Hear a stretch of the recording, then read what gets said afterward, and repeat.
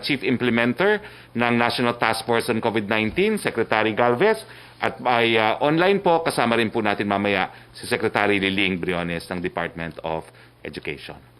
Umpisahan po natin ang ating press briefing sa Philippine Government Response to COVID-19 Outbreak. No? Ito pong ilan sa mga key points.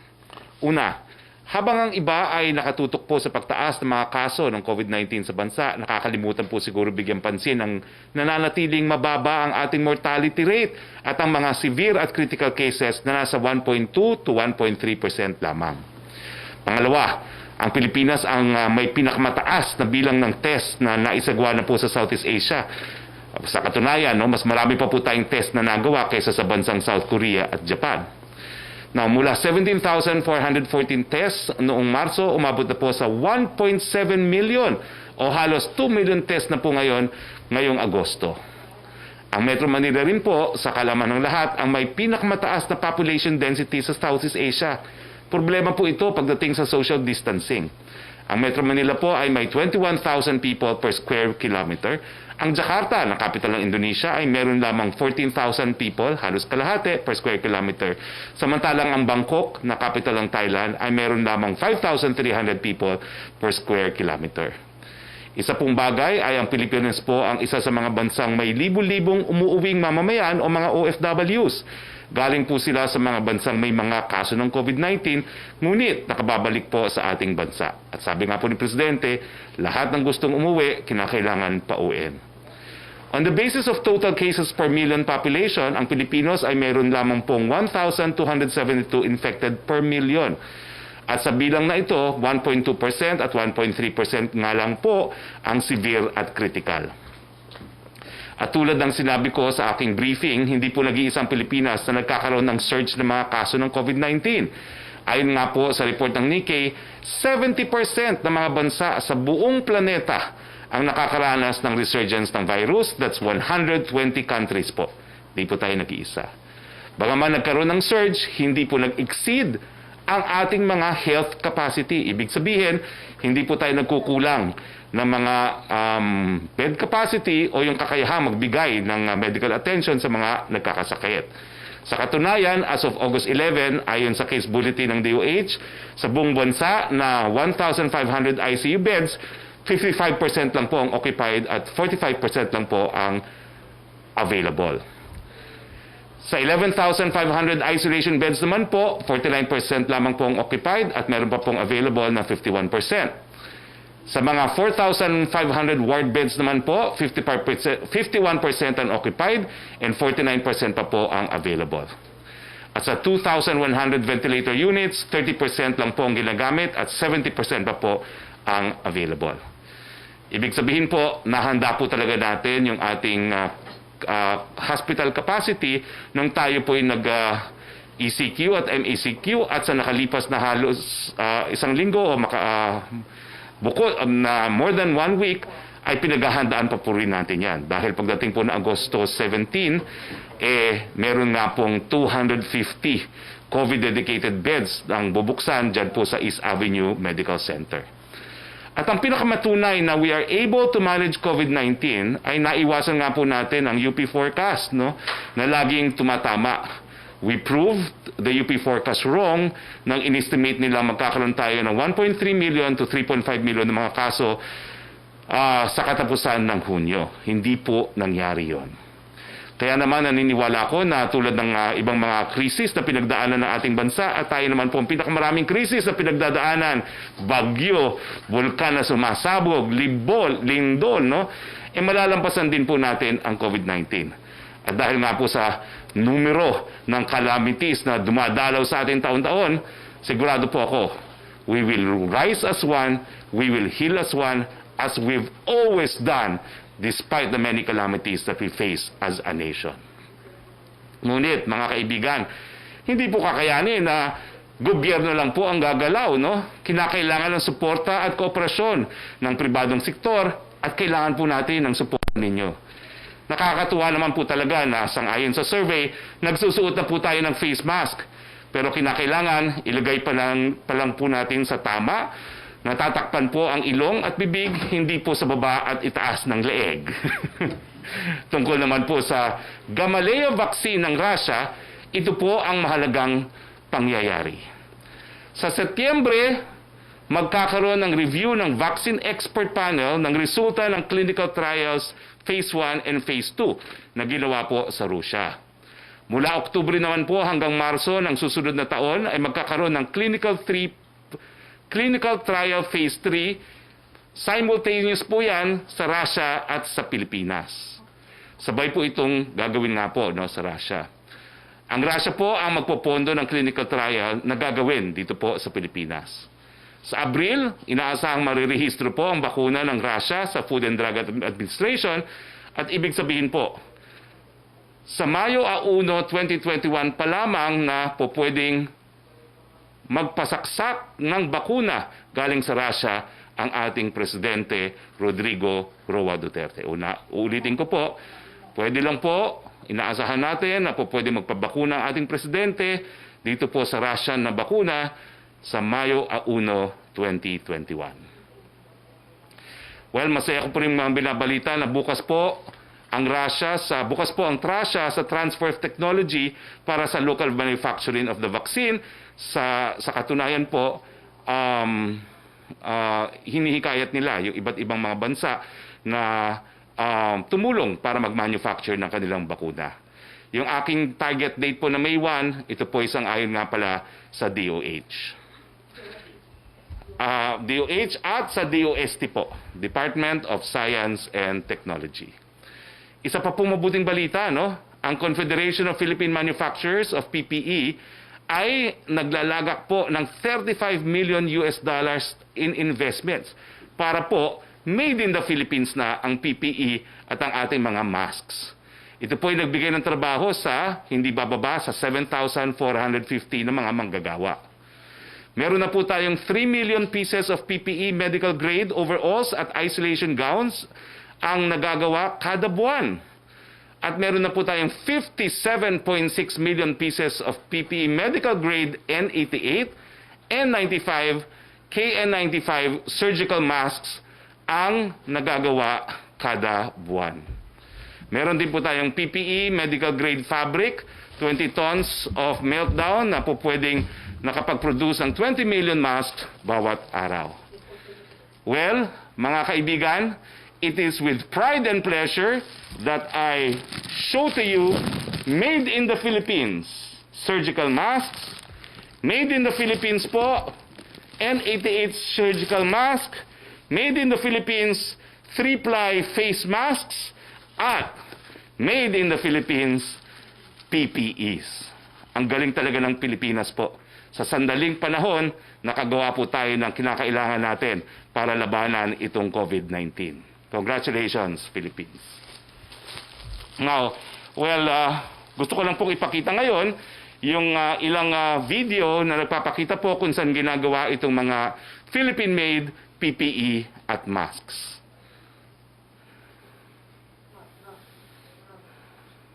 Ito po ang planta nila. Ang mga planta po nila ay nasa Cavite, Laguna at Clark.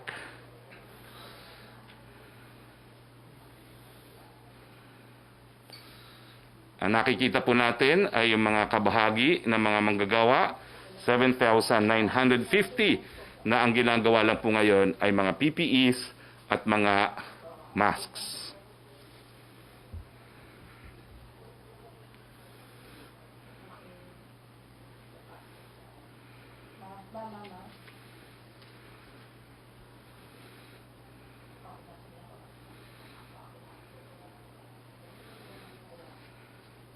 Now, nangyayari po ang sinabi ni Presidente sa kanyang ikalimang State of the Nation Address na buy local. Pinag-utos po ni PRRD na Department of Budget and Management ang pagbigay prioridad sa mga local PPE producers, lalo na kung ang presyo ay competitive at ang standard ay high quality. May ipalalabas po kaming video. Well, ipalabas na po natin yung video. Una, balitang IATF naman po tayo, Una, hinati-hati ng mga miyembro ng IATF para magbigay ng iba yung paggabay at suporta sa iba't ibang parte ng Metro Manila at mga karatig probinsya kung saan mataas ang pagkalat ng COVID-19. So nagtalaga po ng isa o dalawang miyembro ng gabinete para magbigay suporta po sa ating mga lokal na pamahalaan dito sa Metro Manila. No? Hindi ko na po babasahin yan, pero ang assignment ko po ay Pasay dahil ako naman po ay lumaki sa Pasay. Yung mga malalaking lugar po sa Quezon City, dalawa pong natalaga, si Health Secretary Duque at si Cabsec Nograles. Ang Maynila po, dalawa rin po ang nakatalaga sa Maynila, si Anti-Red Tape Authority Belhica po ay na-assign po sa Manila at saka si Secretary Greg Onasan po ang naka-assign sa Manila. Okay. Sa mga karatig na probinsya po, no, meron din po tayong inassign na mga cabinet members sa Bulacan, si Secretary Menardo Guevara, taga ron po siya. Sa Cavite po, si Secretary Delfin Lorenzana, sa Laguna, Secretary Martin Andanar, at sa Rizal, si Secretary Al Cosi. Okay. Pangalawa pong balitang IATF, tuloy na po ang Part 2 ng testing activities for the qualifying assessment for foreign medical professionals na nakatakdang ganapin sa September 19. Provided kung saan gagawin ang exam ay sa mga lugar na nasa ilalim ng GCQ or MGCQ. Kailangan din mag-observe ng strict health protocols during the exams. Inendorso ng IATF din po ang rekomendasyon ng Department of Agriculture na maglabas ng Joint Memorandum Circular kasama ang Department of Interior and Local Government para sa pagbubuo ng Local Rice Task Force. Okay, COVID-19 update naman po tayo. Mamunta po tayo sa worldwide cases. No? Meron na po tayong 20,550,481 kaso sa buong mundo. Nangunguna pa rin po ang Amerika. Meron po silang 5,195,195 cases at ang mga namatay ay 165,975. Pangalawa po ang Brazil, 3,164,785, 104,201 po ang namatay. Pangatlo po ang India, 2,329,638, 4691 po ang namatay.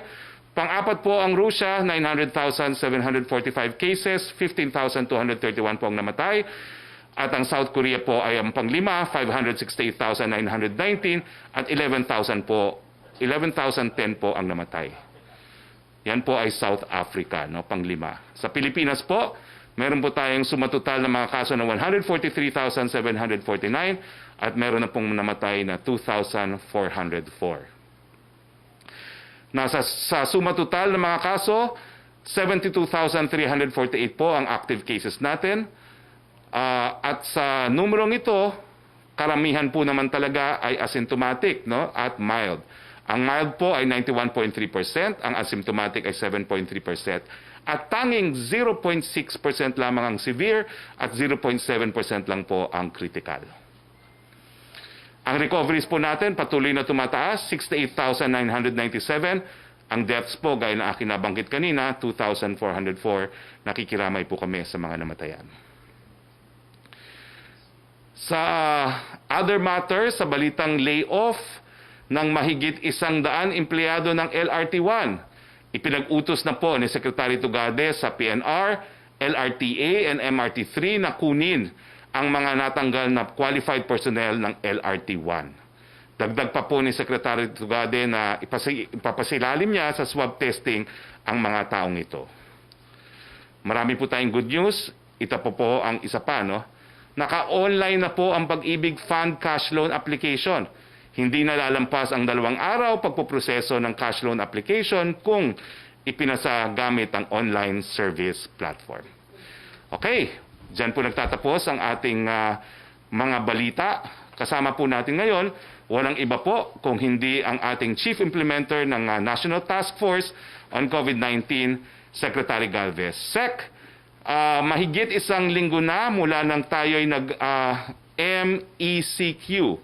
Nasaan na po tayo doon sa mga nais nating makamit pagkatapos po ng 2 linggo na MECQ.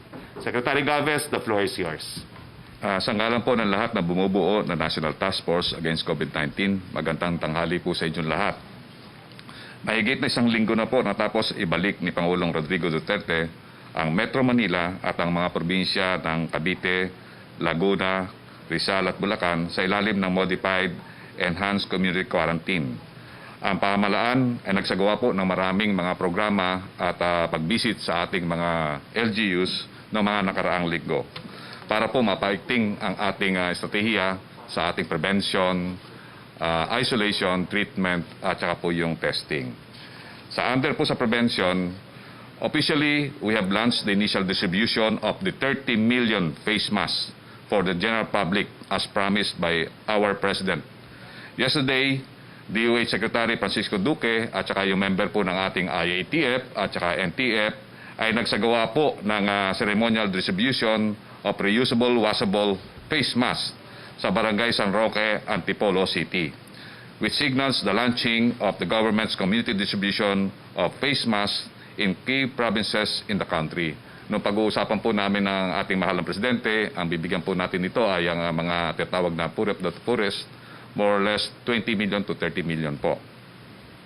At nagsagawa rin po tayo ng series of orientation sa mga LGUs about yung tinatawag nating LGU toolkits, which explain the zoning and the containment strategy under the second phase of the National Action Plan Against COVID-19. Ito po ang ginagawa po natin para maiwasan po natin ang malaking collateral sa ating economy pagka nagkaroon po tayong tinatawag nating masyadong mataas na lockdown or yung tinatawag nating regional lockdown at saka yung provincial lockdown. So ang gagawin po natin dito ay magkakaroon na tayo ng tinatawag na surgical granular lockdown sa mga barangay at saka sa mga karatig po. We also continue the aggressive communication campaign to ensure the strict implementation of the minimum health standard down to the community level in the public and the private establishment. Nakita po namin sa lahat po ng ating pag-study, karamihan po ng naano po ngayon ay talagang nakita natin ang mga na ano po sa ospital ay may pamilya na po. So nakita po natin na vice versa, yung galing po sa community, pupunta po sa kanilang trabaho, may impact po yung mga kasamahan po nila sa workplace. At the same time, yun naman sa workplace ay nakakontaminate naman po yung nasa community. So yun po ang ginagawa po natin. Just recently, DOTR and the DOLE have issued guidelines on the mandatory use of the face shields in public transportation and in the workplace. Kanina nga po, nagkaroon po kami ng malawakang pagpupulong via Zoom ng mga taga Laguna, kasama po ang lahat ng mga mayor, si Governor Hernandez at saka lahat ng mga locators at business establishment at saka mga economic zones dito sa Laguna. At maganda po ang napagkayarian po namin na kailangan matibay ang koordinasyon at ang tinatawag nating partisipasyon ng lahat ng mga stakeholders, lalo na ang mga workers at ang mga tao sa komunidad. Sa testing naman po, sa ating ginagawa po ngayon, ay nagra-ramp up po tayo ng testing. Ang nakikita po natin ngayon, yung ating mga testing char at saka yung ating testing at saka ating isolation char, ay talaga po gumagawa po sila ng mga maraming hakbang upang kapalaganap po natin ang massive at saka yung targeted testing. Nagawa na po natin ito sa mga areas na nabotas at saka sa mga areas na mga affected ng COVID-19. Sa contact tracing naman po, talagang si Mayor Magalong po ay pumupunta sa iba-ibang lugar, sa Region 4, NCR, at nung isang araw po, nagsama po kami sa Region 11 at nagbigay rin po siya ng mga tinatawag nating mga tips at ang mga lessons learned sa Baguio City. Sa isolation naman po ay inaayos naman namin po ang lahat ng mga ospital. Nagkakaroon tayo ng mga expansion lalo na po dito sa East Avenue. Nabisita namin po kahapon ng East Avenue Medical Center at nagkakaroon po sila ng expansion ng annex na 250 rooms na magiging COVID dedicated po ito. Ito po ay ina-inaugurate po natin this coming August 17. Sa pag-ano rin po ng ating Secretary Vince Dizon at saka Sec Mark Villar, nakipagtulungan po sila sa ating private sector kay Mr. Rason At ngayon po ay ating tinatayo ang more than 500 isolation beds dito sa Nayong Pilipino. So ito po ay matatapos, may yung 300 beds ay matatapos po more or less this coming third week or fourth week of June. Ine-expand na rin po natin ang ating Quirino Memorial Institute o Memorial Hospital. Magkakaroon na rin po tayo ng mga mega ER at additional ICU. Kahapon po, bumisita po ako sa mga hospital ng Philippine General Hospital, sa PGH at saka po doon sa Lung Center at ito pong East Avenue at saka po doon sa Tala, doon sa Caloocan. Ito po ay tinitingnan po natin kung ano po mga pangangailangan ng mga kasamahan po natin sa mga hospital at ako'y natutuwa po. Akala ko po ay pumunta po kami doon para ma-inspire po sila. Pero po kami po ang na-inspire dahil talaga po ang ating mga doktor at ang ating mga nurses ay talagang dedicated po talaga sila na masugpo ito pong COVID-19.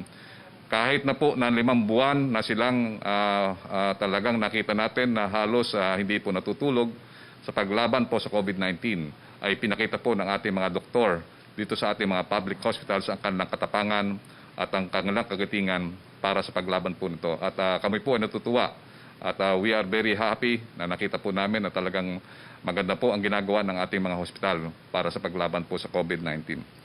At yun lang po at marami po gagawin pa ang ating mga po natin at nagpapasalamat po kami kay Sec Liling dahil pinayagan na po niya na magkaroon po tayo ng 50% na isolation facility. Malaki pong tulong po ito para po sa atin na yung lahat ng mga LGUs ay pwede na pong gamitin ang ating mga eskwelahan bilang isolation facilities. 50% po sa lahat po. Maraming salamat po. Salamat Secretary Galvez at salamat po kay Sec Liling Briones din. Yung 50% po ng lahat ng ospital sa Metro Manila na gagamiting isolation centers, yan po I think is a game changer. Dahil habang pinapainting po natin ng testing, kung meron tayong na-discovering 5,000 a day na positibo, kinakailangan natin ng lugar kung saan po sila i-isolate dahil karamihan po sa kanila ay siguro walang sariling kwarto at walang sariling banyo. So ngayong meron po tayong 50% ng lahat ng mga paaralan natin sa Metro Manila, hindi po bababa sa 80,000 bed capacity yan for isolation. Pero linawin po natin kay Sec Briones kung ilan talaga ang po pwedeng magamit.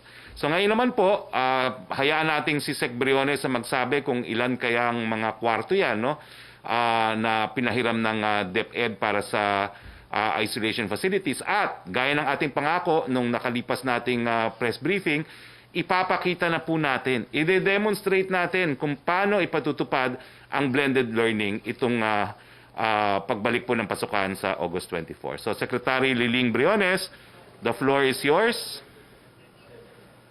Joining us by Skype. Good morning, Sec Harry. Good morning, Sec Galvez.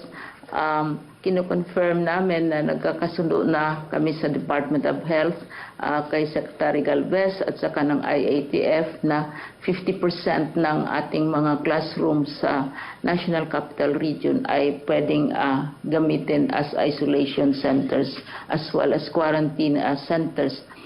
This can translate to 17,910 classrooms. Kung isama natin ang mga private schools na nandito din sa NCR at kung papayag sila, ay lalong lalaki itong numerong ito. We are now working out the numbers with the Department of Health para ma-correlate naman sa kanilang capacity. Dahil kung may quarantine centers, kailangan naman, Sec Harry, na may magbabantay na galing sa Department of Health at saka magmo-monitor.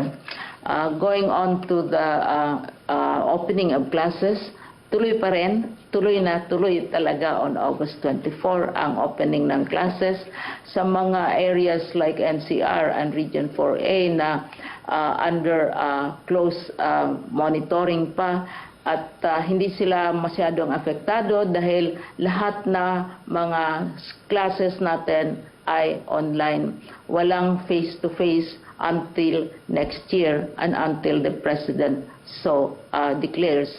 So we have now, as of this morning, Sec Harry, 23.2 million na ka-learners. So that would translate roughly to 46 million ka-parents na handa na, pumapayag na sila na yung kanilang anak ay papasok sa August 24. Nasurpass na natin yung targets natin for 80% of last year's enrollment, at saka sa pagre-recover ng economy, we look forward na lalong lalaki ang enrollment sa mga private schools as well.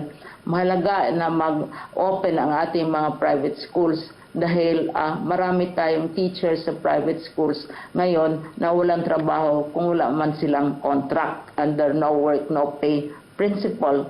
So, importante ito. Now, on the assignments of the various places na binibisita ng members ng IATF, pinili ko ang Pasig Sekhari at saka Sek Galvez dahil very high performer ang Pasig City National High School. Alam ba natin, sinabi namin ulit-ulit na ang Pasig ay ang score nila sa mathematics mas mataas pa kaysa average score ng OECD countries. Ito yung mga donor countries sa Europe at saka Amerika, mataas ang Pasig. Kasama na dyan din ang Region 6 o ang Iloilo. Kaya mahalaga sa amin na talagang i-continue itong record na ito. Mataas sila sa reading, mataas sila sa science, mataas sila sa math.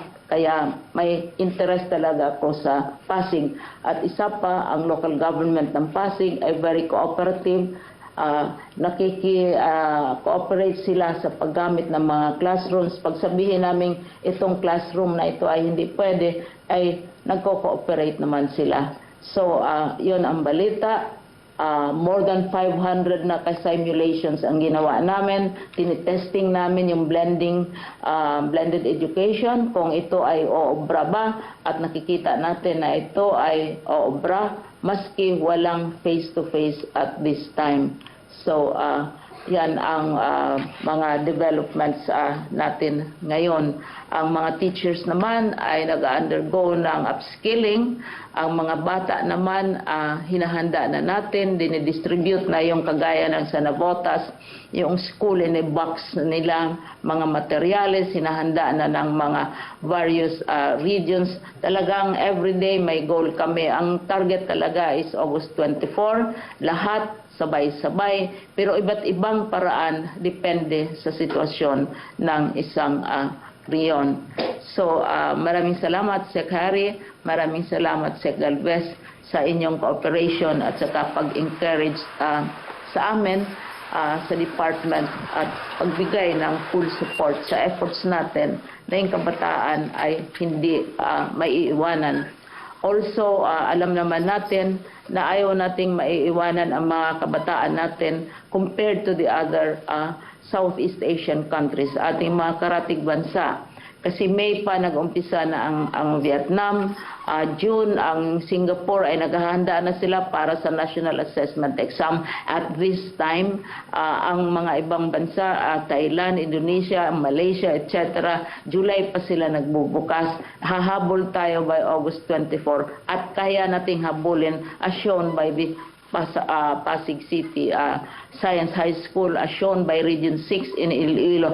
20 ka-schools, Sek Hari, ang scores nila sa PISA, sa Global Assessment, mas mataas pa kaysa OECD scores. Ito sinasabi namin dahil ang nakikita natin yung ibang may problema, pero actually we have first-rate schools as well in the country. So, maraming salamat and we'll be happy to share with you the video in a barrio in San Pablo kung saan pinapakita kung paano ginagawa ang blended education. Thank you, Sek Hari.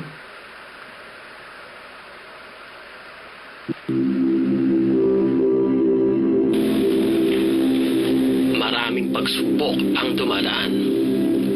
Maraming pagbabago ang kailangang tanggapin.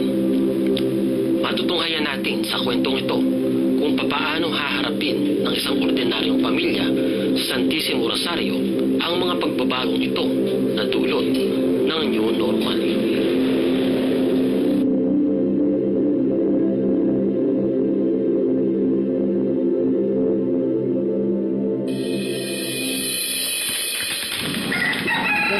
umaga po o magandang araw po. Ako po si Maricel Joy Gilapon, nakatira dito sa Barangay Santissimo Rosario, San Pablo City. Meron po akong 7 anak, 6 po sa kanila ang nag-aaral. Dito po kami nakatira sa gitna ng palayan, sa bukid. Ang hanap buhay po namin ay pagpapalay. Meron din po kaming gulayan na okra na tuwing makalawa, doon po kami kumukuha ng pang-araw-araw naming gastusin. Minsan po kinakapos, pero ang hangad po namin ay mapag-aral ang aking mga anak kahit kami ay kapos sa pang-araw-araw namin. Paggugulay at pagtatanim ng palay ang pangunahing ikinabubuhay ni Maricel Joy. Ito ang buhay namin sa araw-araw. Dito kami nakatira sa gitna ng palayan. Halos nag-iisang bahay kami dito na ang sitwasyon namin sa araw-araw. Paglabas namin ng kalsada, dadaan kami sa pilapil na putikan, apaw ang tubig na madulas lalo na kapag umuulan. Bunsod ng kasalukuyang sitwasyon, nagkaroon na ng mga panibagong mga paraan pagdating sa mga pagkatuto ng mga mag-aaral. Tinawag itong modular approach, kaya naman nagbago din ang diskarte ni Maricel upang matulungan ang kanyang mga anak. At dahil nga po sa pandemya ito, natatakot kami sa kalusugan ng aking mga anak, napili namin na sa bahay lang mag-aral ng mga bata na araw-araw ko silang tinuturuan sa kanilang pag-aaral. Inuuna ko po ang aking kinder sapagkat siya ang pinakabata sa lahat. Pagkatapos po noon, ang aking grade 3, ang aking pong grade 5, ang aking grade 10, at ang aking grade 12. Na hindi po maiiwasan na meron silang hindi naiintindihan at tatanong nila sa akin at akin pong sasagutin. At kung hindi ko naman po ito masagot, nariyan po ang mga teacher na pwede kong tanungin at handa silang tumulong sa akin. Noong araw ding iyon ay nakatanggap ng tawag si Maricel mula sa paaralan na magkakaroon daw ng dry run at orientation para sa parating na school year. Kaya naman, sinamahan namin si Maricel sa Santissimo Rosario Elementary School upang dumalo sa nasabing dry run. Dito ay kapansin-pansin ang pagpapatupad ng mga health protocols mula sa sanitizing kits, thermal scanning, contact tracing at social distancing. Ito ay upang mapanatili ang kaligtasan ng bawat isang dadalo. Ibinahagi dito ang lahat ng mga kinakailangan gawin ng mga magulang at ng kanilang mga anak para sa darating na school year. Nalaman ni Maricel ang mga bagay mula sa pagkuha at pagbalik ng modules, pakikipag-ugnayan sa mga guro at sa paggabay sa kanyang mga anak. Kaya naman sa pagbubukas ng panibagong taon ng pag-aaral, may mensahe ang bawat isang kinatawan ng paaralan, barangay at mga magulang para sa matagumpay na school year 2020-2021. Bilang punong guro ng paaralang elementarya ng Santissimo Rosario, kasama ang aking 11 na guro, ang lahat ng mag-aaral ay taus-puso namin tinatanggap para sa school year 2020-2021. Maraming salamat sa inyong lahat. Ako, si Glenda F. Cuenca, GPTA President. Ako si Ivan J. Morales, SB Chairman. Ako si Maricel Joy Hilapon, magulang ng mga batang ito. Ako si Roque T. Atienza, punong barangay. Handa na kami. Para sa school year 2020. 2021. Handa City. Handa bukas. Ako si Christopher Palacio, punong guro. At ang mga guro ng Santissimo Rosario Elementary School. Handa na kami para sa school year 2020-2021. Handa ang isip. Handa ang bukas.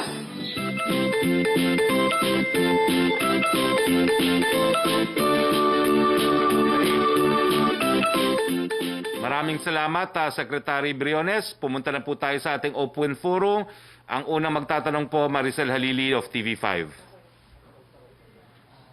Hi sir, magandang hapon po. Sir, just a quick follow-up on the vaccine, Russian vaccine. You mentioned earlier na by May 2020 pa po pala pwedeng makapagpabakuna si President Duterte. So does it mean that the people should not have high hopes to have a COVID-free Christmas on December, just like what President Duterte mentioned during his last public address? Or does the President has other basis for saying that? Well, sabihin na lang natin na ito naman pong Gamaleya vaccine is only one. No? Marami na pong mga vaccine na nasa third phase na of clinical trials. No? So baka meron naman pong mauna pa. Dahil ito pong Gamaleya, sisimulan pa lang ang third phase. No?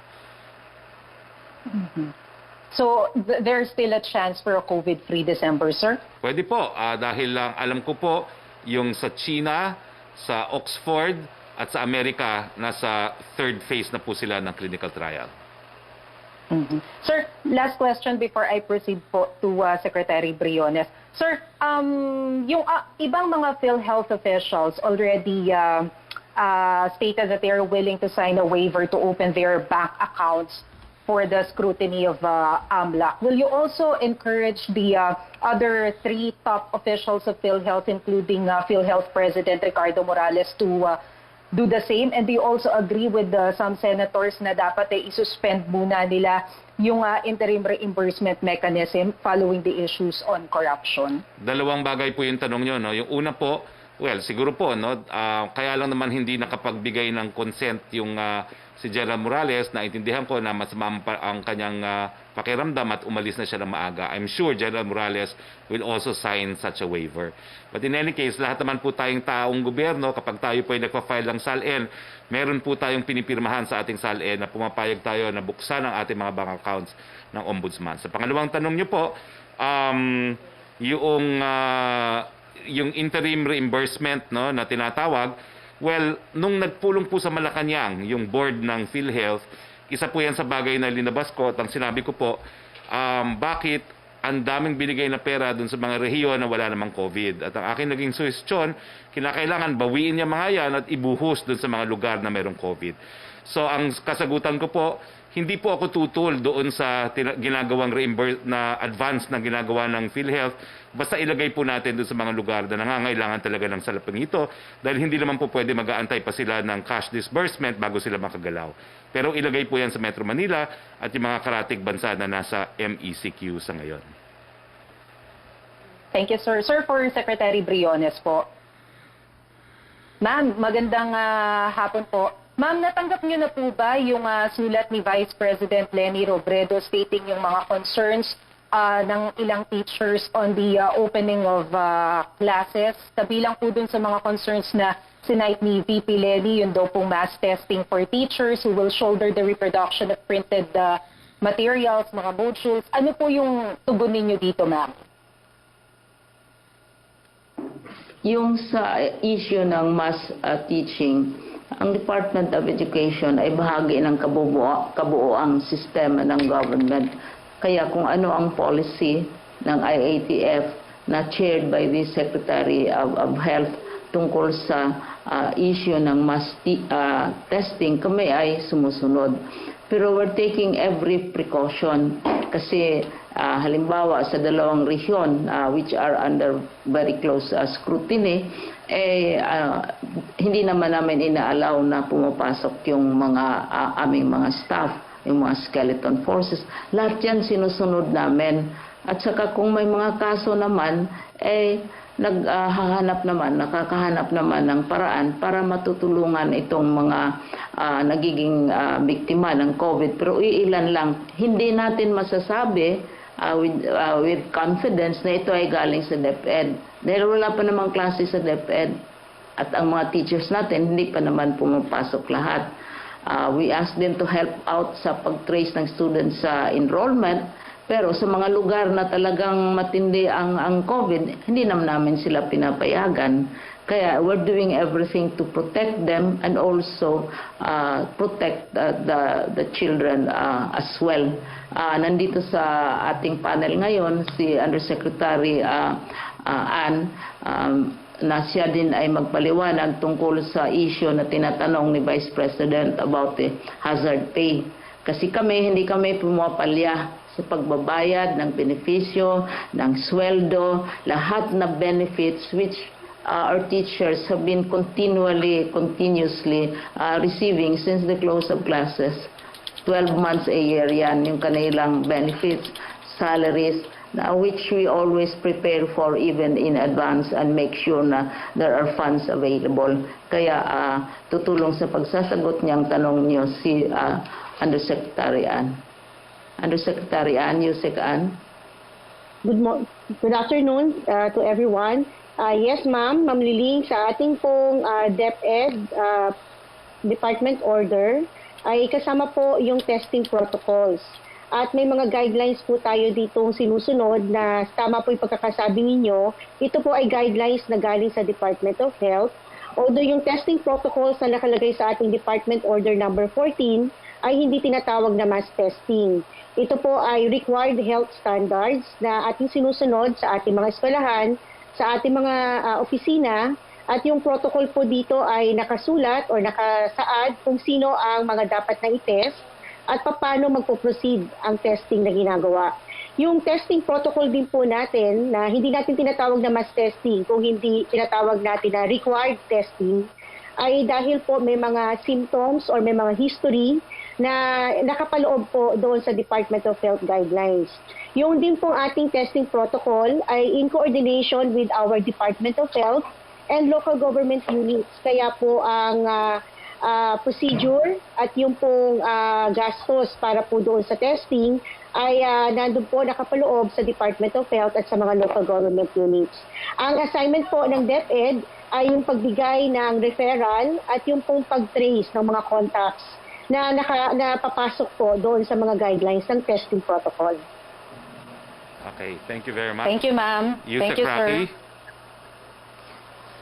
Thank you, Maricel. Good afternoon, Secretary Roque. Good afternoon din po kay Secretary Briones and Secretary Galvez. Question from Francis Wakefield of Daily Tribune. IATF Resolution 62, where members of the task force will be assigned to the 16 cities and 1 municipality in the National Capital Region and the provinces of Bulacan, Rizal, Cavite, and Laguna, earlier identified with high community COVID-19 transmission. Is this already an admission that LGUs are really having time in dealing with the virus in their respective areas? And can you also walk us through paano daw po napagdesisyonan ang pag-assign sa mga IATF members? Will they be holding offices, areas, or just act advisors sa mga LGUs? Well, lilinawin ko po na wala pong problema mga lokal na pamahalaan. Pero naintindihan din po natin na as we enter the second phase of our National Action Plan, na mas matindi na po ngayon ang involvement ng mga lokal na pamahalaan. Nag-assign lang po ng mga miyembro ng gabinete kada syudad, unang-una dahil doon sila nakatira. Pangalawa, para lang pong mabigyan ng kahit anong suporta na kinakailangan ng mga lokal na opisyales galing po sa pangnasyonal na gobyerno. So hindi po yan mensahe na may problema mga LGUs. Ito po ay mensahe na kung ano pa ang kinakailangan ng mga lokal na pamahalaan, narito po ang national government, narito po ang national IATF para tumulong. Secretary Galvez, would you like to add? Yun po ang napagkasunduan po dahil kasi talaga pong nakita po natin na pataas na pataas ang kaso at ang ano po natin doon ay talagang magkaroon po ng close coordination ng national at saka po yung local. Ito po ay para po maging parang yung ownership din po ng mga IATF na talagang mabumaba na rin po kasi ang nakita po natin na ang IATF ay isang policy making body, kailangan po talaga nakaroon po siya, grounded din po siya, na makita niya talaga yung ano nangyayari sa lugar para magkaroon po ng magandang ugnayan yung ating operational sequence doon sa policy na ginagawa po natin. Yan lang po ay para ma-harmonize yung ginagawa nating policy doon sa taas at saka po yung mga operational framework natin na ini-implement po doon sa baba.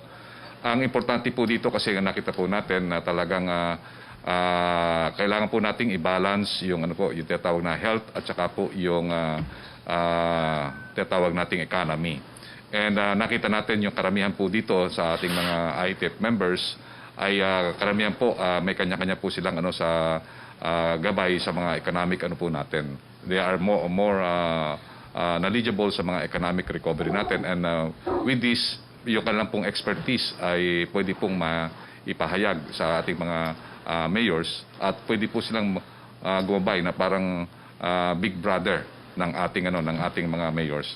Ito po ay nakita po namin na yung mga mayors po talagang ginagawa po nila ang kanilang mga tungkulin at ito lang po ang gagawin po natin na parang tinatawag po natin na parang big brother natin at big sister yung ating mga cabinet members kasi ito po ginawa na rin po natin po ito sa different regions. Ang tawag po nito dito is yung corps. At nakita po natin para po maganda po ang implementation at harmonization ng operationalization ng ating IATF National Task Force Plan ay mas maganda po talaga na mayroon po talagang tinatawag natin closely nagsusupervise po sa baba para po ang po natin ma-effective po natin hanggang po sa barangay. Okay, thank you very much, Sec Galvez. Trish Terada of CNN, please. Hi, Secretary. Good afternoon po. Secretary, clarification lang po muna siguro on our timeline because if you will remember, prior to our shift to MECQ, nai-announce na po ng Pangulo na malalagay sa GCQ yung ibang bahagi ng bansa. And this takes effect from August 1 to 15. So yung Metro Manila and Rizal, Bulacan, Cavite, nalagay po tayo sa MECQ August 4 to 18. So clarify ko lang po, Secretary, kung paano po magkakaroon to ng effect dun sa magiging announcement ni President. When will the President make his announcement? Sa August 15 po ba? Or isasabay na lang din po yun sa magiging bagong quarantine classifications after August 18? Well, inaasahan po natin na magmimensahe sa taong bayan muli ang ating presidente sa August 17 kung saan i-anunsyo rin niya kung ano yung mga bagong classification. So, ang ending po sa Metro Manila ng MECQ ay sa 18, 17th po. Asahan niyo po, sasabihin ng Pangulo kung anong classification sa Metro Manila at sa mga karatig na probinsya. So, kumbaga sir, yung mga nalagay po sa August 1 to 15, in a way, extended po yung kanilang current quarantine classification until August 18 as well. Tama po ba? Hindi naman, well, insofar as Metro Manila is concerned, no? Pero sa totoo lang po, yung sa pagmi-meeting sa IATF, meron na pong rekomendasyon for all other areas except for Metro Manila and the 4 provinces under MECQ. So I think it is without prejudice na hanggang 15th lang yung all other areas other than Metro Manila and the 4 provinces. Okay, thank you, Secretary. Sir, may I please talk to Secretary Liling po? Yes, please. Secretary Ling, question for you. Yes. Hi, Secretary Jones. Good afternoon po. Ma'am, there's this recommendation from Senator Win Gatchalian na i-postpone na lang daw po yung opening ng classes kasi po, especially in areas under MECQ due to safety concerns. Yung point niya po is, kahit kasi magkaroon ng distance learning, meron pa rin movement, kumbaga meron pa rin daw pong interaction, especially among teachers na nagdi-distribute ng mojo. So it means daw po higher exposure, possible na higher chances of catching the virus.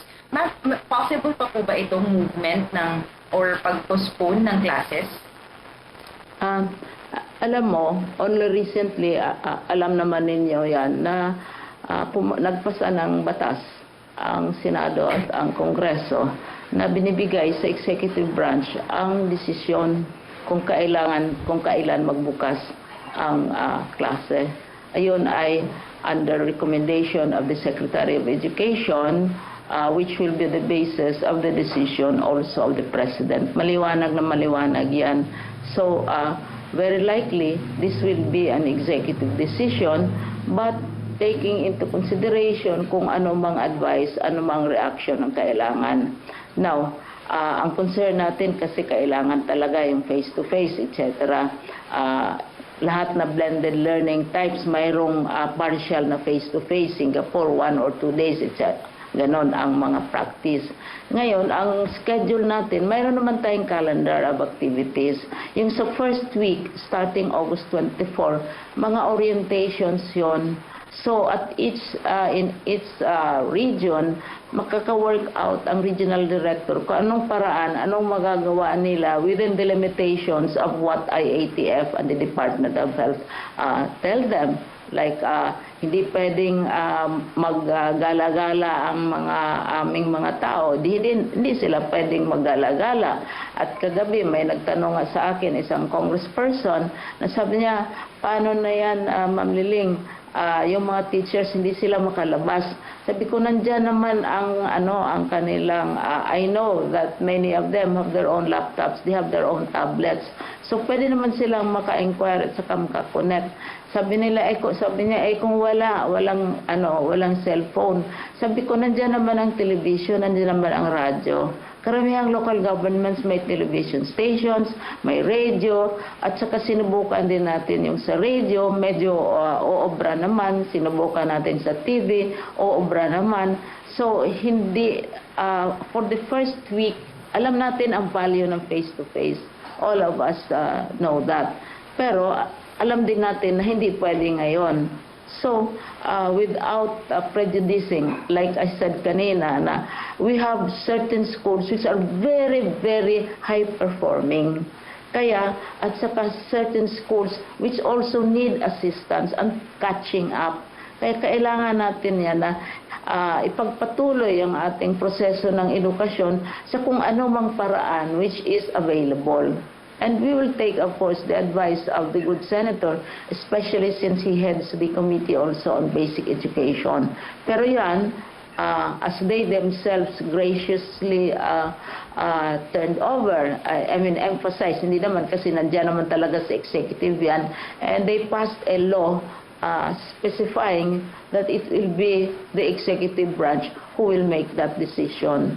And that's I believe, a very it's a correct way of looking at lawmaking vis-a-vis implementation of law. Thank you. And thanks also to Senator Gatchalian for his advice. Thank you po. Ma'am, final question. May magkakaroon daw po or nagkaroon ng dagdag yung out-of-school youth natin. There will be around 4 million out-of-school youth this school year. Ano raw pong plano ng gobyerno natin dito? Right now, apektado ito ng downturn ng economy. Kasi ang malaking reduction sa enrollment are from those who go to the private schools at mga anak ng OFWs, etc. At saka sa alternative learning systems because these are workers. So, pick up kami ng kampanya namin, and we also have the alternative learning systems. Hinahanapan natin ng paraan na ipagpatuloy pa rin yung learning process nila. Maski, at saka yung iba, hindi nila alam, makala nila sarado na yung mga eskwelahan dahil hanggang ngayon dinidebate pa, maski sinasabi na namin right from the start that it's August 24. So, mayroong a little bit of confusion. So, we are stepping up our communications and information. At saka itong mga workers, umuwi sa probinsya. Ay kung dito sila sa Maynila nag-aalis o sa kung saang lugar, umuwi sila sa probinsya, hindi pa nila alam na mayroong mga ALS alternatives also mismo sa where they are. So, at nakikita din natin sa numero na dumadami na din ngayon yung sa ALS, yung sa alternative learning systems para sa mga workers na who don't go to the regular school the way our learners and our children do. Aware kami nitong challenge na ito. Okay, thank you very much, Secretary. Thank you, Sec Briones. Yusek Roque, please. Question from Chris Jose Afremate. Kinumpirma po ni PhilHealth President and CEO Ricardo Morales na on medical leave siya sa susunod na linggo. Sino po kaya ang tatayong OIC sa PhilHealth habang naka-medical leave siya? Posible kayang si Dr. Jaime Cruz na malapit at mapagkakatiwalaan daw pong kaibigan ni Pangulong Duterte ang tumayong OIC? GOCC po ang PhilHealth, no? Hindi naman po si Presidente talaga nagtatalaga dyan. Even in terms of appointment, meron lang siyang I wish to elect, no? Doon sa mga board, no? So, hayaan po natin na umusad yung proseso, bagamat ang tanong po, pwede ba ho itong tao na sinabi nyo, anything is possible. Second question po ni Chris Jose, reaction sa sinabi rin ni Morales na naghahanap lang siya ng tiyempo para sa isang heart-to-heart talk kay Pangulong Duterte sa gitna ng kautusan nito ng investigasyon sa mga umano'y anomalyang lumalabas sa PhilHealth. Well, bukas naman po ang pinto ng Malacanang para kanino, pero umuusad na po yung investigasyon at sigurado naman po ako na dahil binuo yan ni Presidente, magkakaroon na po yan ng sariling buhay at sariling identity ang task force na yan. Joseph Morong of GMA, thank you, Yusek Roque. Sir, good afternoon po. Sir, first question ko sa inyo, and this is about the Russian vaccine. Yung Gamaleya, you're talking about the Sputnik, no? And then you mentioned I'm interested about the mechanics because you mentioned some clinical trials that will also involve Filipinos. Paano yung mechanics niyan, sir? Sino yung isasama natin ng mga Pilipino? And then yung pong sinabi nyo na May 2021 yung earliest time, this is really an actual commitment from the President na talagang makikita natin siya na i-vaccinate. And this is not just a metaphorical expression of support to Russia, sir. Well, the May 1 is when the PSG may allow him, pag natapos na po lahat ng mga test na kinakailangan gawin dito sa Gamaleya vaccine. Although ang sinasabi ko nga, baka mayroon pang ibang mauna kasi marami na pong nasa third phase of clinical trials at matagal na po silang nasa third phase. No? So there's a possibility na mas mauna pa yung iba. As far as the President is concerned, ang tanong niya, pwede ba ako magpabakuna more than once? No? Ang sagot po initially, isa lang po siguro kasi nga titignan natin kung ano yung pinakamabisa at pinakaligtas. No? So it's not a metaphorical statement. He's willing to undergo it. Kaya lang gaya ng aking sinabi sa nakalipas, hindi naman po papayag ang PSG until and such time na nasunod po yung provision ng ating batas dito sa Pilipinas kung kailan po pwede talaga magpasaksak ng bakuna. Sir, yun kanina yung related question, yung mechanics, kasi sabi niyo po kanina ay may clinical trials sometime between October to March. Yes. And may mga Pilipino na kasama? Well, ako po, dahil meron akong diabetes, palagi po ako sumasali sa clinical trials. Ang aking karanasan po, lahat po yan ay voluntaryo. No? So wala pong sapilitan yan. Kung sino lang gustong mag-volunteer, pwede pong magpasaksak. Mm-hmm. And the information, of course, is coming from officially communicated by Russia to us? Yes, nagkaroon po ng pagpupulong sa bahagi po ng Gamaleya at ng isang komite na nandun po ang Department of Science and Technology at kung di po ako nagkakamali, nandun din po ang DOH. Okay. Sir, question is to you and to Secretary Galvez. Sir, okay, you've been mentioning yung mga projects of the government as far as yung COVID response natin is concerned. But how do you address na parang yung situation on the ground, perception of the ground on the public is that parang we're not under control because you're seeing hospitals that are being filled, mga pagod na mga hospital healthcare workers. So sir, how do you address the disparity between what the government is saying and what the people are actually feeling on the ground? Alam niyo, transparent naman po tayo rito. No? Nung mga panahon na nasa danger level ang ating hospital capacity, kinilala po natin yan. At kaya nga po pinagbigyan naman natin yung ating mga frontliners ang tayo nagdeklara ng MECQ. Pero sa ngayon po, mukhang wala na po tayo sa danger zone. At ang sinasabi nga po natin, pagdating ng August 17, mag-inaugurate pa tayo ng 250-bed capacity. Now, isa yan po sa dahilan kung bakit pinaliban din ng AITF yung desisyon kung ano maging classification sa Metro Manila at sa karatig na probinsya, kasi pag na-inaugurate na yung 250-bed capacity, mababago na po yung critical care capacity ng Metro Manila. Ang aking prediction po, wag lang lumala yung case doubling time, mag-improve pa sana na konti, baka mayroon pang possibility na mag-MGCQ na dahil napakalaki na ng critical care capacity ng Metro Manila with additional 250-bed capacity to the existing 1,500 lang naman na ICU. No? I'm talking of ICU. No?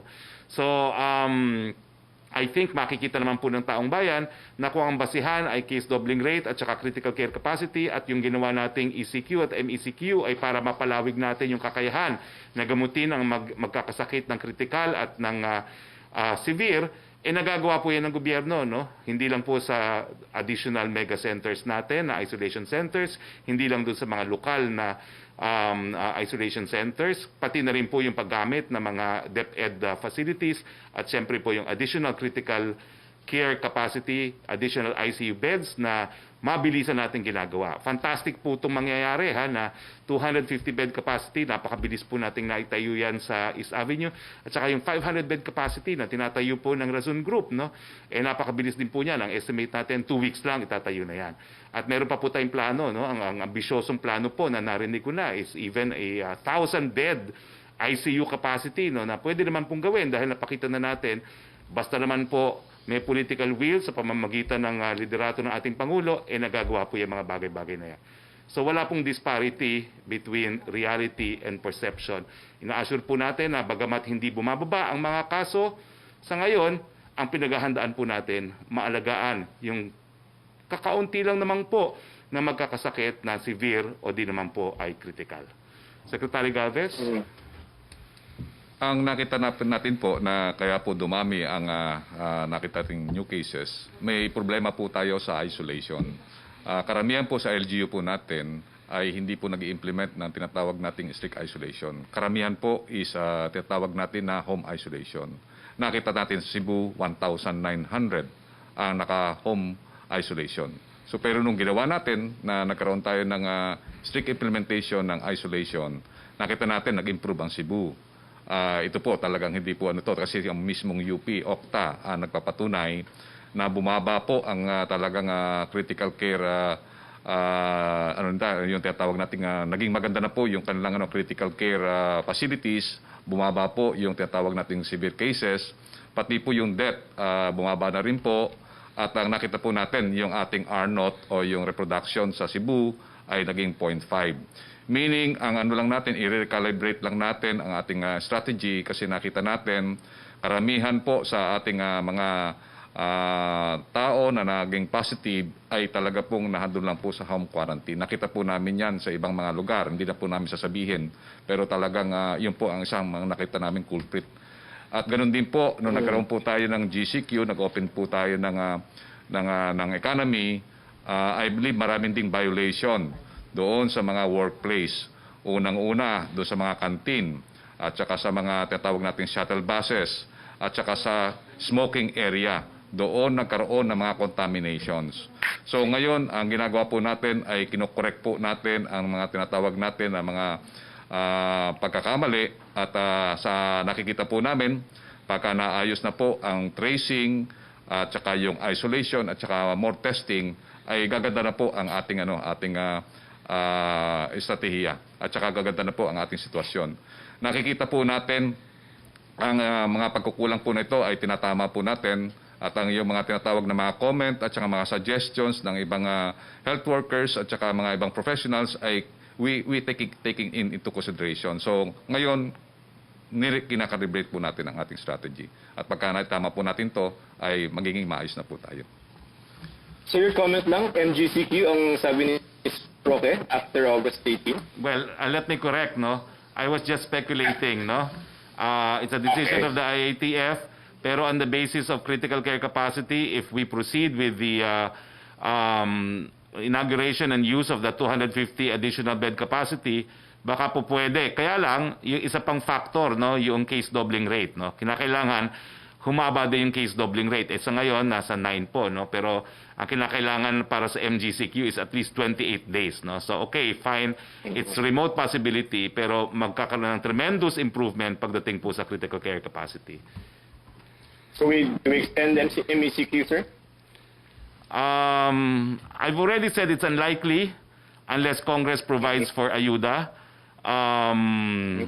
because the President said so. Yan naman po, hindi ko pinangungunahan ng IATF, pero sinabi po talaga yan ng Presidente. Unless we find out that Bayanihan 2 will provide for ayuda, in which case, why not? Pero yun pong issue sa paano natin papakainin yung mga taong hindi po pwede magtrabaho for the next 2 weeks. At 1 month na silang hindi po nagtatrabaho. Yes, sir. Last question for Secretary Briones, just a little bit, kung okay lang. Sige na nga. Sir, hi ma'am. How are you? Hello. Yeah, ma'am. Sabi niyo payag kayo sa 50%. Paano po yung mechanics doon? Will we have mga hospital beds there? And then, paano po yung pag-provide ng services doon? How do we select the schools that will be used as quarantine facilities? Kami mismo sa department, may standards kami kung which schools are appropriate for quarantine or isolation. Kailangan hindi sa mga crowded places na near communities, etc. etc. Kailangan may tubig, kailangan may supply of medicines na mga emergency, preferably malapit sa isang health facility. Pero ang source dito of course is the World Health Organization and the Department of Health. So ang sabi ko kay Secretary Duque, sila ang mag-decide kung aling mga schools ang appropriate, because definitely hindi naman lahat ng schools namin pwede for lalo na yung isolation at saka yung even for quarantine, no. But we have schools which they might also find appropriate. Ang bottom line dyan is the Department of Health and the IATF dahil that's their area of competence. Basta mag-usap kami kung which ones they find useful or responsive, kasi we might be worsening or exacerbating the problem if we just give any school that we like to give, no. In the light also of our own needs. Kaya sila ang magde-determine yan, and yun ang agreement namin. Kasi you cannot just pick any school. Although theoretically, in NCR, you would have 17,000 classrooms there. There are big schools with as many as 60 classrooms. Yun nga sana ang namin, mas mabuti yung mga big schools dahil kaysa two classroom buildings na one floor lang, at saka make sure na yung availability ng tubig nandyan for the washing and so on and so forth. Sila ang magde-determine kung makakomply sa yung tawag natin minimum health standards, which we are also circulating among our schools. Okay, thank you, Joseph. Thank you, Secretary Briones. Thank you. Yusek Roque, please. Secretary Roque, questions from Tina Mendez of Philippine Star on secretaries deputized to cities, provinces. Do they have the power to counter the decision of respective mayors or governors? When it comes to dealing with COVID-19, what are the problem areas that need to be addressed, which cannot be done by LGUs or implemented by mayors, governors? Ay wala naman po, no, dahil wala naman pong mandato ang IAT, ang mga kabinete na susuporta lang sa mga local government units. Having said that, ang tanging pangulo lang po ang exercising supervisory powers over the mayors. So kung talaga may problema po, it will require presidential intervention. Pero yung mga big brothers nga po at big sister na sinasabi ni Secretary Galvez, suporta lang po kami sa mga lokal na pamahalaan. Sila pa rin po ang mamumuno sa kanilang mga syudad at munisipyo. Question from Virgil Lopez of GMA News Online for Secretary Roque. There is mounting skepticism about the effectiveness and safe Russia-made COVID-19 vaccines since clinical trials were not yet complete. Will the country's participation in the clinical trials help overcome those doubts? Definitely po, at ang napagkasunduan naman po ng Gamaleya at ng ating DOST at DOH, magkukonduct talaga sila ng stage 3 clinical trial dito, funded by the Russians. No? Pero tayo po, meron din po tayong gagawin on our own. Ito po ay separate study pa na gagawin ng DOST na popondohin din po ng DOST. Opo. Question from Virgil Lopez pa rin for Secretary Briones. Ito po yung tanong ni Virgil. Nag-viral po ang grammatical error ng sa isang grade and English lesson na umere po sa DepEd TV. Ano ang ginagawa ng DepEd to ensure and guarantee that the learning materials that will be rolled under the learning continuity program are error-free? Lesson na umere po sa DepEd TV. Ano ang ginagawa ng DepEd to ensure and guaranteed that the learning materials that will be brought under the learning continuity program are error-free. Na-trace na namin yung anong nangyari sa dry run na yon. Ang material galing sa aming curriculum group. Tapos, in-input ng aming mga technical people. Nagkaroon doon ng error sa pag-transfer at saka sa pagkopya. So, nalalaman na namin. Kaya, mabuti na mayroon tayong dry run para makikita kaagad kung anong mga possible problems ang lalabas. So, nag-institute na kami ng mga control measures na hindi na yon mauulit. It was in inputting to the system or whatever na nag-result sa error na yan. Pero originally, ang gumawa noon ay ang ating curriculum group under Secretary Lads. Oo. Ang original, walang error. It was the transferring to the video form, the digital form, na there was this typographical error and it should not be allowed to happen again. And that's the usefulness of dry runs and rehearsals and simulations. Yes, thank you very much, Sec. Briones. Pierre Renada, please. Hello, sir. Good afternoon. Good afternoon. Yes, sir. Sir, first question.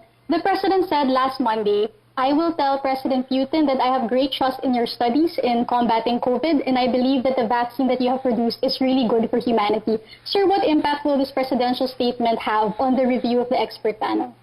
Wala naman po, no? This is conducted by scientists, no? Not politicians. So I think they will be following strict scientific protocols. Okay. And then, sir, can you give concrete ways that the cabinet secretaries will provide support to the LGUs? How exactly? And let's say there are many violations of IAPF rules in an LGU. What powers do the cabinet secretaries have to rectify the situation? Well, ako po, no, taga-Pasay ako. Tutulungan ko po yung aking mayor, si Mayor Emmy Calixto, na naging kasama rin natin sa Kongreso. Unang-unang gagawin ko po, pupukpukin ko ang DOH para mabuksan yung aming PCR testing facility dyan sa siyudad ng Pasay, no?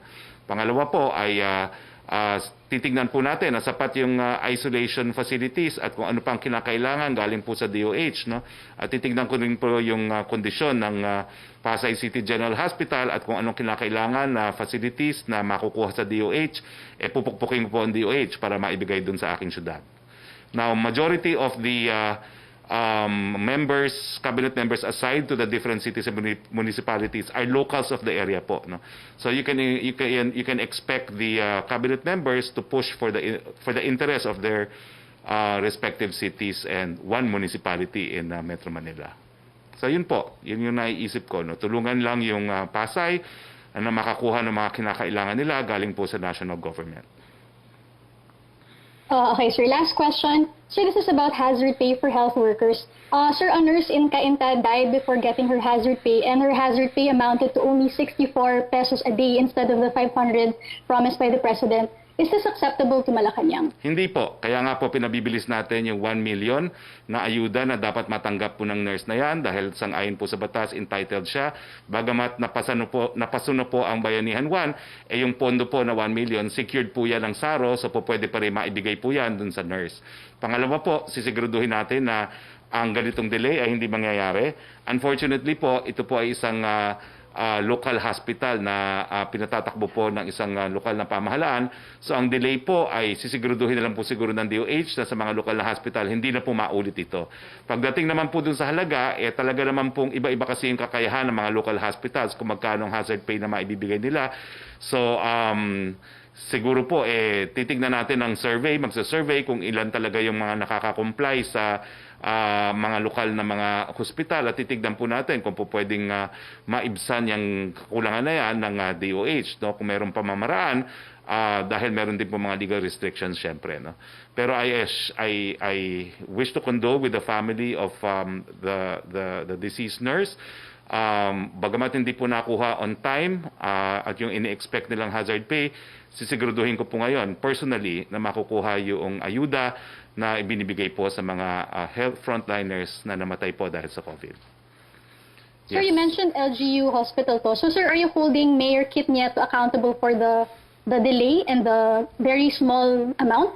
Hindi naman po, no, kasi yung AO kinikilala rin na iba't iba yung kakayahan ng mga iba't ibang mga lokal na pamahalaan na magbigay ng ganitong hazard pay. So nagkataon po siguro na talagang hindi kaya na magbigay ng siyudad ng Cainta ng 500, but we will still see within the framework of the law and within the framework of the budget of the DOH how to avoid yung mga future events na gaya nito. Okay? Thank you, Pia. We now go to you, Sec. Roque, please. Question from Sam Medanilla of Business Mirror. Nasagot na po ni Secretary Briones yung una niyang tanong about quarantine facilities and temporary quarantine facilities. Yung second question niya for Secretary Roque, aside from the reported retrenchment from LRT, may data kaya ang Malacanang kung ilang government employees ang na-displace or madi-displace because of COVID-19? Wala pa naman po, no, dahil wala pa naman pong ahensya ng gobyerno na nagle-lay off. It's mostly private po, no. Kaya po ang ginagawa natin, miski dito po sa ating opisina, tinitignan po natin kung ano yung mga posisyon na po pwedeng na maibigay natin sa mga nawalan ng trabaho. So just for the information of those who need jobs, lalong-lalo na dun sa mga taga-ABS-CBN na nagsarado, we are hiring writers, cameramen, and other production crew po dito sa Office of the Presidential Spokesperson. For Secretary Galvez po, ano ang status ng supplies ng government ng test kits for COVID-19 after na ramp up ng testing ang government? Sufficient pa rin daw po kaya ito until mapasa ang Bayanihan 2 bill? Yung sapat na test kits sa ngayon, nakabili po tayo na more or less 8 million na test kits at mayroon pa pong padating na another 2 million. Ang nakakaroon po tayo ng problema is dun sa gene expert po kasi meron po tayong laboratorio na meron pong gene expert. Meron po tayong 24 na laboratories. And most of these laboratories, ito yung tinatawag po natin na rapid PCR. Ito po kasi 45 minutes makukuha na po natin ng PCR test. Sa ngayon po, yung supply po na binigay po sa atin is only 5,500 a week. So gumagawa po tayo ng negotiation sa supplier at saka po dun sa nagbibigay po ng extraction kits na madagdagan po yung ating extraction kits. At ongoing po ang negotiation po natin at sumulat na po tayo sa embassy po ng US for us to access yung supply po ng gene expert. Sa naman po sa ibang sa PPE, meron na po tayong naka-stock po na 1 million at meron din po tayong 5 million na for procurement. Meron po tayong mga supply na binibili po ngayon, yung high flow nasal cannula. Ito po ay tinatawag natin na treatment therapy na ginagamit po para po hindi ma-intubate yung ating mga pasyente. So ito po tinatawag lang magic oxygen na nakakabigay po ng oxygenation at maganda po ang naging result kasi nag-deploy po tayo ng 25 high flow nasal cannula doon po sa Cebu nung kalakasan po ng contamination po doon. At ngayon po bibili po tayo ng 250, may donation po ang San Miguel Corporation na 105 at yung Singapore at South Korea rin po ay tatanggapin natin po ang mga ibang donation. May mga iba pong mga supply tayo na binibili ngayon, yung Remdesivir, binibili po natin yun po ginagamit po sa mga severe cases. At yun po, bababa po yung magiging presyo po nun pagka nagkaroon tayo ng tinatawag na stock na more or less 33,000, good for 3,000 severe cases. At yung mga ibang pang mga supply ay inaano po namin at nakipag-unayan po kami sa mga ibang pharmaceutical companies para maging maganda po yung supply chain ng ating mga testing facilities at saka yung tinatawag nating mga consumables at ang pinaprepare na rin po namin kung ano po yung mga incidental expenses kung just in case magkaroon na po tayo ng mga vaccine. So malaking bulto po ito. So nagpapaturo po tayo sa mga supply chain managers. Opo. Thank you, Secretary Galvez. Question from Rose Novenario of Hataw for Secretary Briones. Marami daw pong paaralan ang ginagamit na quarantine facilities. Paano ang sistema sa mga eskwelahang ito sa pagsisimula ng klase sa August 24? magkakaroon ba ng mass testing sa mga guro at non-teaching personnel bago ang Agosto 24 para malaman kung sila fit to work? Sagot pa po ng DepEd ang swab test nila? Sa pagsisimula ng klase sa August 24, magkakaroon ba ng mass testing sa mga guro at non-teaching personnel bago ang Agosto 24 para malaman kung sila fit to work? Sagot pa po ng DepEd ang swab test nila? Sinabi na namin paulit-ulit na walang face-to-face na klase starting August 24, at kung mayroon mang face-to-face na lalabas at haharap ang teacher sa mga estudyante, this will be in 2021 when a vaccine will be available. Kaya yung August 24 natin na pinalabas namin sa ilang memorandum na at ilang circular na ay walang face-to-face. Kasi ayaw naming ma-endanger ang ating mga learners at ang ating mga teachers. Mahaba na itong debate kung kailan mag-umpisa ang klase. Ang nagdedebate ay ang mga adults.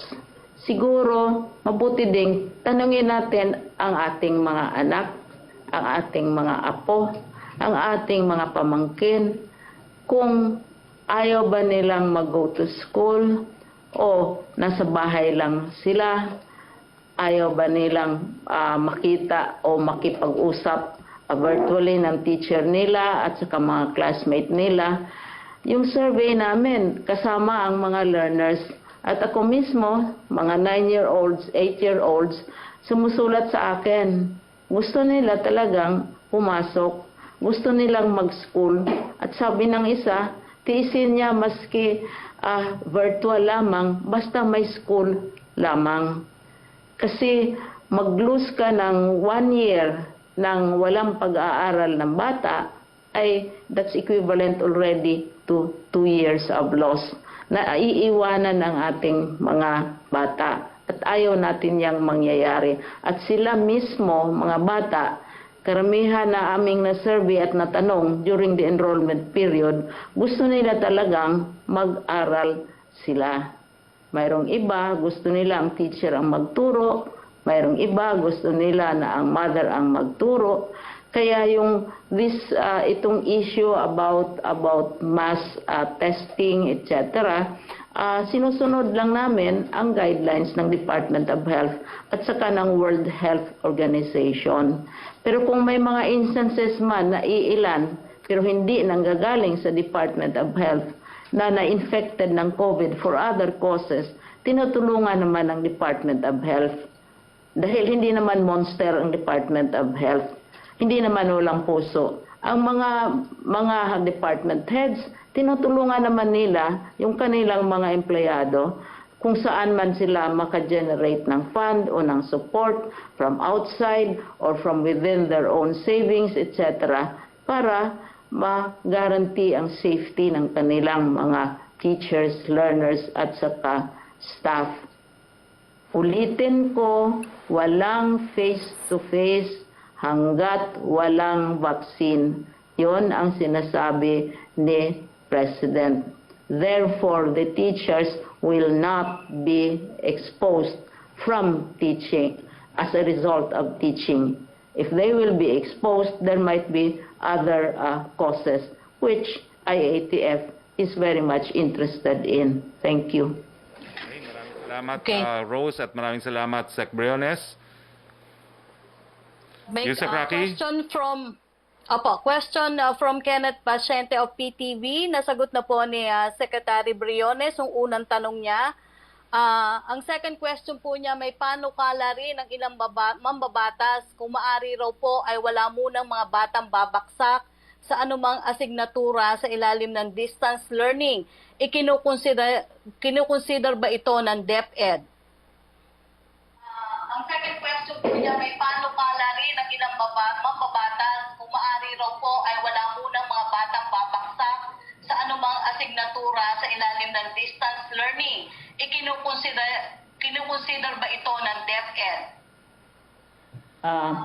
Yung issue na yan, hiwalay na issue yan. That was proposed as early as March, yung end ng academic school year. Nasabi ay dahil nagkaroon na tayo ng pandemya, pwede bang ipasa lahat?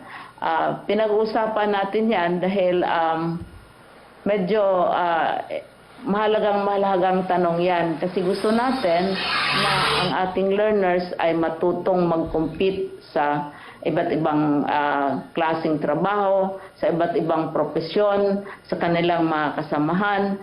Kung tanggalin natin yan, yung pagbigay ng rating, at ito yan wino-work out, nandito naman ang ating Undersecretary for Curriculum, na wino-work out nila kung paano i-assess halimbawa ang isang estudyante under the distance learning mode. Dahil may mga eskwelahan na alam ko, mga universidad na pribado, na ginagawa na nila yan sa kanilang distance learning. They have developed ways by which malalaman nila kung ang yaya ba ang gumawa ng homework o ang lola ba o ang mother ba at hindi ang bata. May mga assessment tools sila na ginagamit at saka kung dapat ba talagang tulungan pa ang bata na para magiging handa naman siya sa tunay na buhay. So siguro I will ask Assistant Secretary Alma to answer that question. Pero wala pa kaming definitive policy on that na todo pasa lahat ang ating mga eskwela. Hindi pa tayo dumating sa stage na yan dahil ang gusto nating ma-establish yung continuity ng education para sa ating mga bata. Asik Alma. Hi, Secretary Briones, pasensya na po, we only have 5 minutes of airtime left, no? Secretary for Curriculum. Maraming salamat po, Ma'am Liling. Magandang hapon po, Secretary, at sa lahat. Maraming salamat po dun sa tanong. Tama po yung sabi ni Ma'am Liling po dito sa upcoming school year po natin dahil po may iba't ibang pamamaraan po tayo na pagtuturo. Ayun pong gumawa rin po kami ng interim guidelines para sa assessment po natin. Ito po, kinukonsulta po namin ang ating RDs at pagkatapos po ay ito po ay ipresent po namin sa Exicom. Naka-schedule po yung consultation namin sa mga RDs before the weekends, no? At sana po mapalabas na po namin yun next week. So ang mahalaga po ay kung ano man yung policy po natin sa assessment, ay mapapakita nito yung holistic assessment at saka authentic assessment na ginagawa ng mga bata. So yes, kinukonsider pa po rin namin yung natutunan nila yung based on sa performance standards at saka mga written outputs ng mga bata. Yes po, ipapalabas po namin po yun pag ito po ay dumaan na po sa masusing konsultasyon sa mga RDs po natin at sa Exicom po natin. Maraming salamat. Yusek. We have 4 minutes left to go. Yusek Roque, we have extended by 15 minutes already. Yusek Roque, please, quickly. From Kenneth Pasyente pa rin po, may update ba sa letter ni Vice President Leni Robredo kung saan sinabi niya sa DepEd na dapat i-realign ang 29 billion budget ng Ahensya for Rehabilitation in Schools at procurement ng gadgets and other equipment for distance learning, maging sa hazard pay for educators amid the COVID-19 pandemic. Secretary Briones.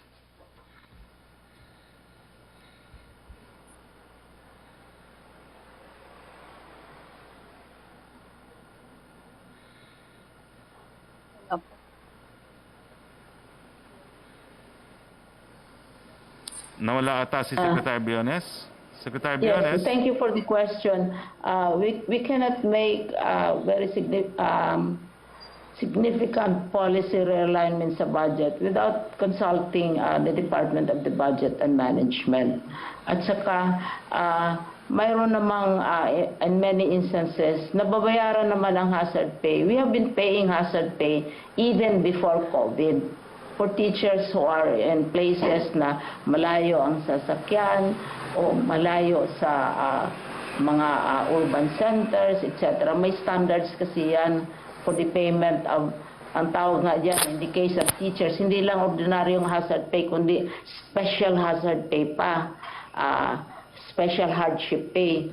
So, binabayaran naman yan. We have been paying special hardship pay for teachers who have to make sacrifices.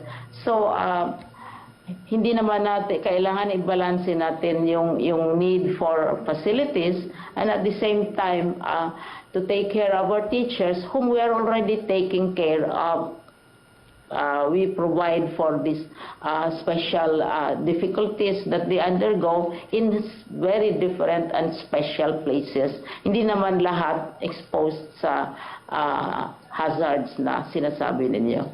Halimbawa, sa mga zero COVID, so the risk there would probably be very minimal.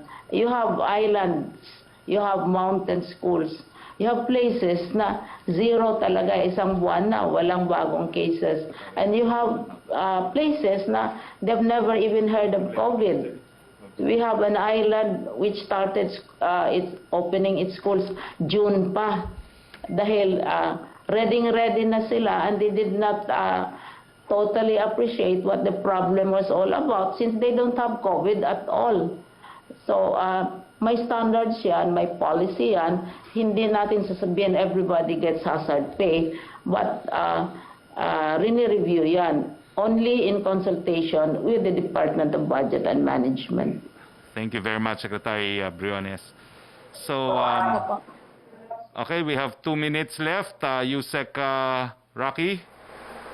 Opo, yung question ni Jaiwa Bernardo of ABS-CBN News Online, nasagot na po ni Secretary Briones about face-to-face classes at saka yung quarantine facilities until December. Yung tanong din po ni Ace Romero na sagot na ni Secretary Roque about Russian vaccine, and Celerina Monte na tanong na po ni Joseph Morong. Ito na lang po kay Julie Aurelio po. Question for Secretary Roque, Dr. Nina Gloriani, Chair of Philippine Vaccine Expert Panel, says priority for Phase 3 clinical trials will be given to people aged 18 to 59 and are at high risk of COVID-19 infection, including health workers and contacts of COVID-19 patients. Elderly and immunocompromised people may be included later, but their participation would depend on the results of the priority group. Will President Duterte still push through with his intention to be the first to be vaccinated, even he is not among the qualified priority group for the clinical trial? Well, yan po sinabi ni Presidente, yan naman po ay bilang pagbigay ng assurance sa taong bayan na hindi naman siya papayag na pasaksakan ng bakuna ang kanyang mga kababayan kung hindi po ito ligtas. So, I don't think one person constituting an exception to instill confidence will actually violate any law. But in any case, tama ba naman po si Doktora, susundin po natin yung priorities na matagal na pong in place kapag meron na nga po tayong bakuna. So, time is up. I would like to thank Secretary Galvez, Secretary Ling Briones and her undersecretaries, Yusek Roque, and the members of the Malacanang Press Corps. Again, sa ngalan po na ating Presidente, Rodrigo Roa Duterte, ito po ang inyong spokes Harry Roque, nagsasabi, ingat po tayong lahat. Good afternoon, Philippines.